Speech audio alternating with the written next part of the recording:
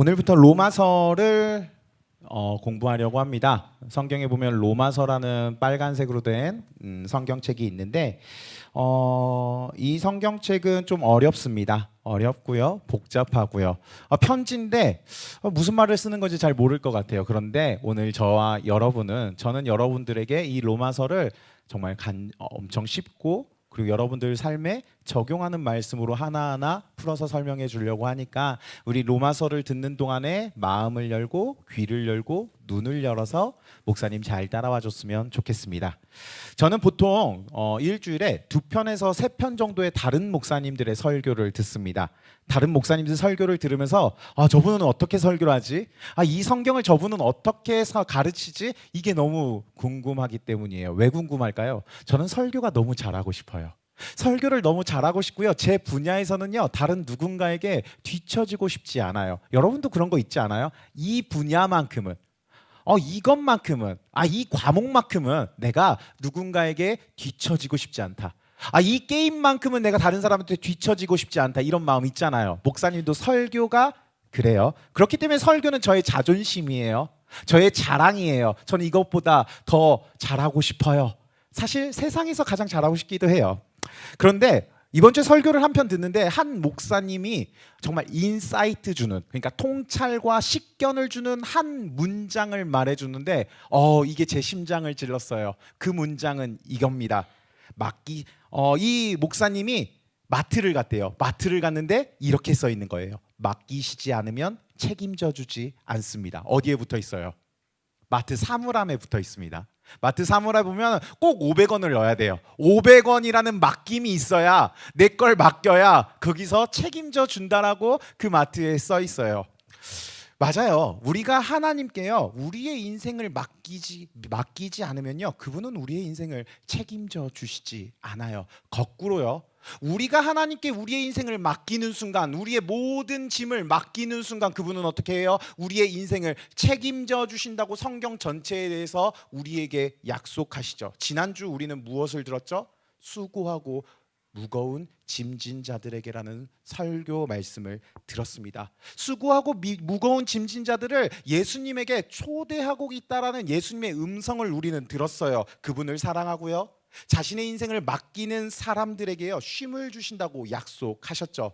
오늘 사도 바울은 이 예수님의 음성을 듣고 하나님 앞에 한 걸음 한 걸음 뚜벅뚜벅 나아간 사람 중에 하나였어요. 그 또한 자격 없는 사람이었어요. 그 또한 죄인이었지만 예수님께 나아가는 그 인생 때문에 하나님이 그의 믿음을 단단하게 만들어줘요. 하나님이 그의 믿음을요, 튼튼하게 만들어줘요. 오늘 본문에 우리가 읽은 로마서는요, 로마의 교회에 있는 교회 이름이에요. 로마 교회거든요. 그 당시는 교회 이름이 언제나 그 지역 이름이에요. 오늘 우리 교회 이름은 뭐예요? 부천 상동교회, 뭐 이런 식인 거예요. 그래서 로마 전체에서 이 교회가 하나밖에 없어요. 근데 이 교회는요, 좀 특이했어요. 당시의 교회는 예수님의 12 제자들이 온 세계를 돌아다니면서 한 도시에 교회를 하나만 세웠어요. 고린도에 하나, 빌립보에 하나, 에베소에 하나, 그리고 로마에 하나. 근데 이 로마는요, 예수님의 제자들이 세운 교회는 아니에요. 사도리들이 세운 교회는 아니에요. 그냥 다른 지역에서 온, 예수님의 말씀을 듣고 온 사람들이 로마 교회에 모여서, 이들이 모여서 예배를 드리다가 어느 날 그게 교회가 된 케이스예요. 사도 바울이요, 이 교회를 보니까 너무 이쁜 거예요. 내가 가르치지 않았는데, 내가 전도하지 않았는데, 내가 그들을 초대하지 않았는데, 내가 그들을 복음을 전하지 않았는데 그들이 어떻게 해요? 스스로 믿음을 가져요. 스스로 하나님을 사랑해요. 스스로 예배를 드려요. 스스로 공동체가 되어서 교회를 만들고요, 그 교회 가운데서 매주 주일마다 모여서 예수님을 찬양하고 예배하고 기도하기 시작해요. 얼마나 이뻐 보였을까요? 얼마나 사랑스러웠을까요? 예를 들어 이런 거예요. 선생님이 오지도 않았어요. 오늘 아파서 코로나 걸려서 오늘 결근을 했어요. 근데 반장이 나타나서, 야, 오늘 선생님이 안 오니까 우리 더 열심히 공부하자. 아무도 공감하지 못하는, 우리 오늘 진짜 선생님, 야, 우리 그 수업 시간에 잠자지 말고, 야, 수업 시간에 엎드려 있지 말고, 야, 핸드폰 꺼내지 말고, 야, 수업 시간에 집중하자, 이런 지금 분위기라는 거예요. 사도 바울이 그러니까 이걸 보니까 어떤 거 같아요? 기쁘죠. 행복해요. 로마 교회 정말 대단한 것 같아요.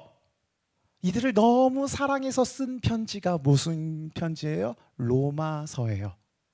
사도 바울은 이들을 너무나 사랑했기 때문에 로마서라는 편지를 쓰는데, 그런데 그 안에 그들을 믿음을 견고하게 하려는, 그들의 믿음 가운데 믿음으로 사람을 살아갈 때 쉼을 주려는 마음도 있었어요. 왜냐하면 그들에겐 문제가 있었거든요. 그들도 믿음이 있었지만요, 그들도 교회 다녔지만요, 그리스도인이었지만요, 문제가 있었어요. 어떤 문제요? 그들에겐 차별이 있었다라는 거예요. 그들에겐요, 누군가를 비교할 때 자격 있음과 자격 없음으로 사람을 차별하고 구별했다라는 거예요. 교회 오면 도움이 될 것 같은 사람을 교회 데려와요. 이 친구 사귀면요, 내가 인정받을 것 같은 그 친구를 사귀어요. 그리고 내가 인정받아야 되죠. 나 저 친구랑 친구야. 야, 나 그 사람 알아. 야, 나 그 연예인 한번 봤어. 야, 내가 그 친구 우리 교회 왔다. 야, 그 연예인 이번에 우리 교회 왔어. 그런데요, 복음이 아무런 능력을 주지 못할 것 같은 사람들, 가난하고 아프고 외롭고 더럽고 글자도 모르는 사람 같은 사람들에겐요, 복음을 전하지 않아요. 잘해주지 않아요. 교회로 데려오지 않아요. 왜요? 복음은 믿는데요, 그 능력이 얼마나 큰지를 모르기 때문에 그래요. 사실 차별은요, 남을 정죄하고 남을 판단하고 비교는 어디서 나오는 줄 알아요? 두려움에서 나와요. 두렵기 때문에 그래요. 내가 누군가한테 인정받지 못하면 어떡하지? 아, 저 친구가 나랑 친구 안 해주면 어떡하지? 아, 내가 그 성적 못 맞으면 어떡하지? 내가 그 남들이 다니는 그 학원 안 다녀가고 성적 안 나오면 어떡하지? 복음은 믿어요. 교회는 다녀요. 그런데 복음이 얼마나 거대한지를 몰라요. 복음이 얼마나 큰지를 몰라요. 그러니까요, 우리는 문제 앞에서 언제 어떻게 돼요? 무너져요. 무너지다 보면 어떻게 돼요? 처음은 나를 공격해요. 아까 목사님 찬양할 때 얘기했잖아요. 처음엔 나를 공격해요. 우울해지고요, 공황장애가 오고요, 사람들 만나기 싫고요, 집에만 있고 싶고요, 핸드폰만 하고 싶고요, 침대에만 있고 싶어요. 침대가 막 나를 불러요. 어떤 선생님이 이렇게 얘기했어요. 침대가 자기한테 매일 카톡을 보낸다고. 침대가 카톡을 불러요. 왜요? 힘들거든요. 그런데요, 이게 기분이 좋아질 때가 있어요. 내가 기분이 우울하지 않고 왠지 다른 사람이 날 인정해 주는 것 같고 그렇게 조금 높아지면 어떻게 되는 줄 알아요? 목사님 얘기예요. 다른 사람을 자격 없음으로 여겨요. 다른 사람을 비판해요. 다른 사람을 판단해요. 다른 사람을요, 비교해요. 그리고 내가 그들보다 낫다라고 생각하죠. 내가 그들보다는 자격 있다라고 생각하고요, 자격 있음으로 여겨요. 그러다 보니까요, 남에게 상처를 주게 돼요. 남을 아프게 해요. 남을 괴롭게 하고요, 남을 힘들게 해요. 복음의 능력이 나에게 안 나타나면 어쩌지라는 그 두려움의 생각 하나가요, 나를 아프게 하고요, 남을 아프게 해요. 복음의 능력이 안 나타나면 어떡하지라는 그 작은 생각 하나가요, 나를 죽이고요, 남을 죽여요. 그러면 어떻게 해야 돼요? 오늘 사도 바울은 우리에게 이렇게 얘기합니다. 16절, 내가 복음을 부끄러워하지 아니하노니 이 복음은 모든 믿는 자에게 구원을 주시는 하나님의 능력이 됨이라. 답은 하나라고 얘기해요. 믿음. 어떤 믿음이요? 하나님의 능력이 무엇보다 크시다. 창세기 1장 1절 뭐예요? 태초에 하나님이 천지를 창조하시니라. 이 믿음 앞에 모든 사람이 무릎을 꿇는 거예요. 이 믿음 앞에 모든 사람이 머리를 숙이고 두 손을 모으고 하늘을 향해 손을 들고 기도하는 거예요. 하나님, 제가 이런 사람이에요. 제가 복음의 능력을 믿지 않아요. 나를 도와주세요. 이 복음은요, 죽은 사람을 살리는 능력이 있다라는 걸 우리가 까먹을 때가 많다라는 거죠. 그때 그 주님 앞에 나아갈 때, 우리가 주님께 믿음으로 우리의 모든 걸 드릴 때 어떻게 된다고요? 그분이 나를 책임져 주는 게 아니에요. 그것뿐만이 아니라 나를 자격 없음에서 자격 있음으로 나아간다는 거죠. 가끔 교사로서 사역하다 보면 어떤 선생님들은 목사님한테 이런 고백을 해요. 목사님, 저 자격이 없는 것 같아요. 아, 목사님, 저 못할 것 같아요. 아, 목사님, 저는 내년에 선생님 안 될 것 같아요. 마음이 아파요. 자격으로 하는 거 아니거든요. 능력으로 하는 거 아니거든요. 본인이 가지고 있는 실력으로 하는 거 아니거든요. 뭐로 해요? 하나님 믿는 믿음으로 하는 거거든요. 내 실력 없어도, 내 능력 없어도, 내 자격이 안 돼도 하나님 믿는 그 믿음으로 우리가 나아가야 하는 거거든요. 그렇기 때문에요, 자격은 내가 매기는 게 아니에요. 하나님이 주시는 거죠. 내 생각이 아니라 복음은 하나님의 약속이자 그렇기 때문에 능력이 돼요. 그렇기 때문에 사도 바울은 이 능력, 이 믿음을 얻기 위해 우리에게 이렇게 요청합니다. 빌립보서 4장 6절에 이렇게 얘기해요.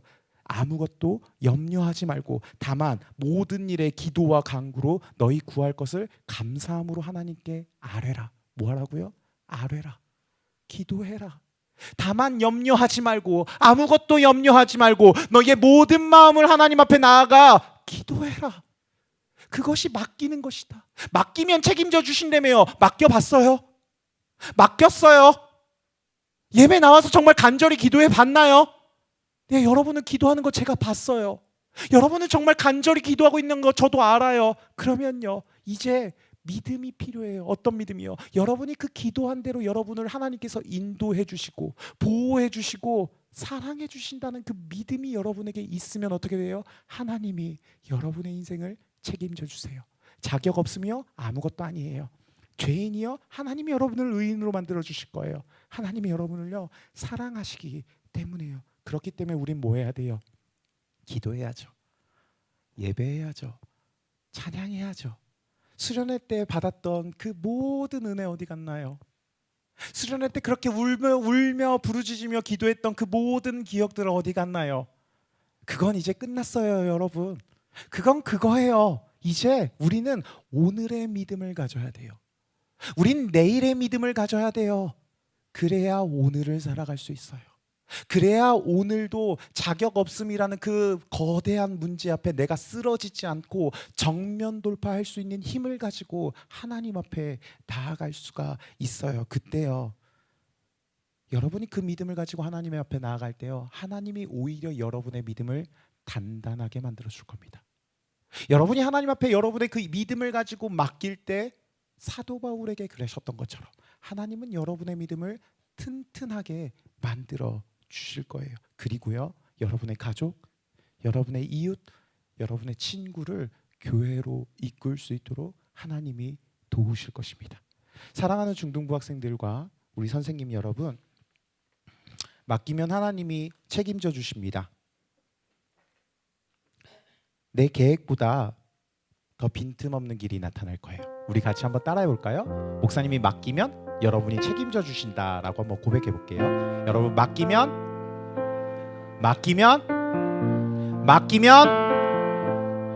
그 믿음이 여러분에게 있기를 원해요. 저도 사실 잘 맡기지 못해요. 오늘 찬양을 이렇게 목요일쯤 창희 선생님한테 연락을 받았어요. 목사님 도와주세요. 싫어 라고 안 했어요. 잠깐 끊어봐. 아내가 저한테 그 아내랑 앞에서 얘기하고 있었는데 아내가 저한테 제가 막 고민을 얘기하고 여보 나 못하겠어. 나 찬양 못해. 나 진짜 음치야. 나 박치야. 나 못하겠어. 안 하면 안 될까? 다른 사람 세우면 안 될까? 근데 목사님 사모님이 저한테 이런 얘기 하더라고요. 나는 여보가 언제나 플랜 C가 되었으면 좋겠어. 플랜 A가 준비됐어요. 제 노력과 실력으로 계획으로 플랜 B도 계획 B도 두 번째도 준비가 됐어요. 그런데 그때도 내 계획대로 안 될 때가 있어요. 근데 그 순간에 자격 없는 내가 나서야 돼요. 아무것도 못하는 내가 나서야 돼요. 안 하고 싶어요. 도망가고 싶어요. 피하고 싶어요. 근데 그때 제 아내가 목사님한테 이렇게 얘기하더라고요. 여보가 그 하나님의 플랜 C가 되었으면 좋겠어. 여러분, 맡기면 하나님이 책임져 주세요. 저 오늘 이 자리에서요 너무 기뻤어요.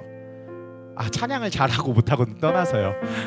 네, 그거는 얘기하지 말아주세요. 여러분, 피드백하면 목사님 상처받아요. 네, 절대 얘기하시면 안 돼요. 오늘 끝나고 목사님 찬양 좋았어요 하면은 그거 욕같이 들릴 것 같아요. 그런 얘기 하지 마시고요. 근데 저 자리에 앉아서 기도할 때는요, 하나님의 은혜를 반절만 받았거든요.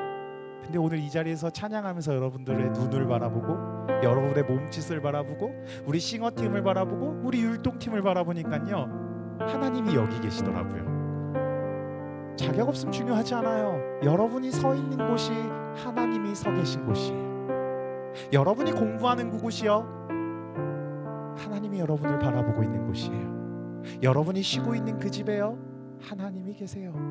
왜요? 여러분이 기도했거든요. 여러분이 하나님께 맡겼거든요.